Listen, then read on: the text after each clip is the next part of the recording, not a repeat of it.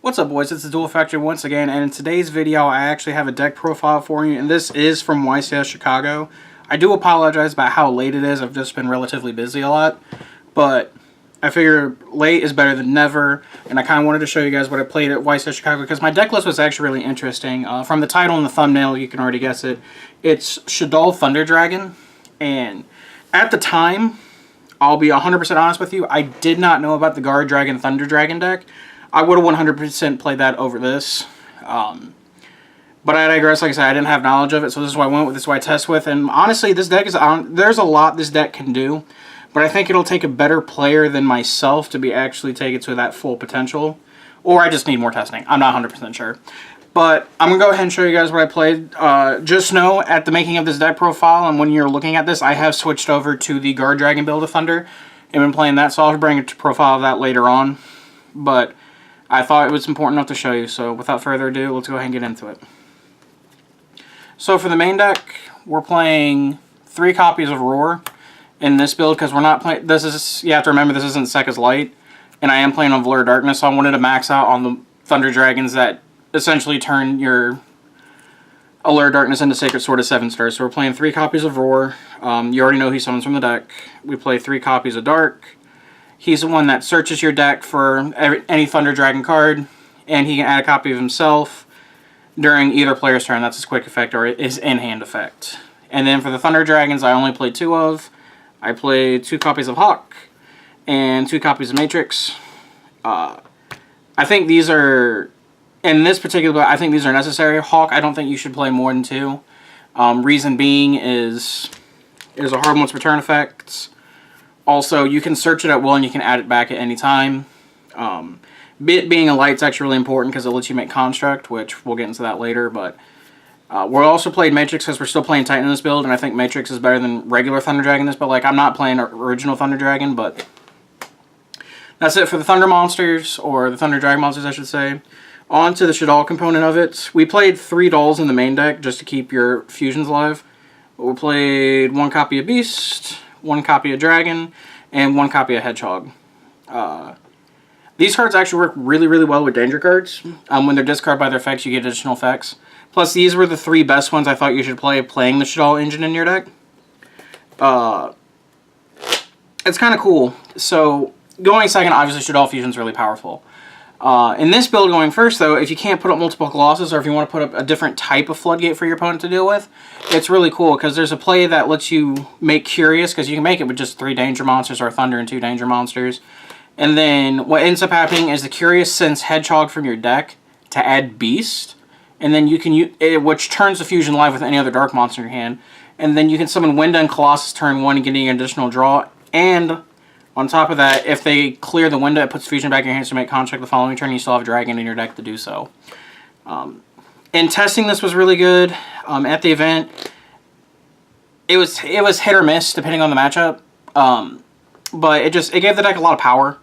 I think it is, but I just think the Guard Dragon build's honestly better. But like I said, at the time I didn't know about it, so. But it felt really good. Not gonna lie, it felt really good playing Shaddoll Fusion again at an event, especially since Construct's back. God, I've missed that card. But that was the Shaddoll engine, and then for the dangers, it was pretty standard. I played 3 Nessie. Card's really good with Melody. 3 Tsuchinoko. And 3 copies of Jackalope. These are just guaranteed monsters if you discard them with their own effects and stuff like that. I didn't play Mothman. I didn't really want to, but I think going forward, because I'm playing it currently now in the Guard Dragon build, it's just another name, and they're all basically upstart, so it just makes your deck really consistent. And then on to the Dragon component of it, I played 1 Diabolos, 1 Levianeer, and 1 CED. Note, I knew it's completely wrong to play this card, but I just wanted to because it came off the ban list. I'm not even going to lie to you. It being a different name does come up, but in reality, you probably should just play 2 Levianeer. But I did play Diabolos and Levianeer. Looping 2 cards out of your opponent's hand is really powerful. So I think it's worth playing, and then that's why I'm also playing the Guard Dragon build of this deck now, just because you tutor these out and you loop 2 cards and you put 2 negates and 2 floodgates. That deck's insane. That's all you need to know. That deck is just broken. And then for the only normal summon in the deck, since Savage Strike had just came out, I wanted to play Aloof Lupin with Gold Start going to 1.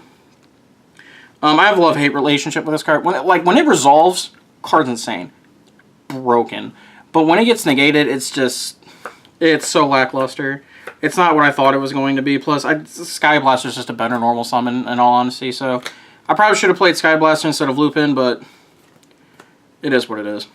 And that's it for the monsters. For this, there's one part I really, really liked about this build is the spell card.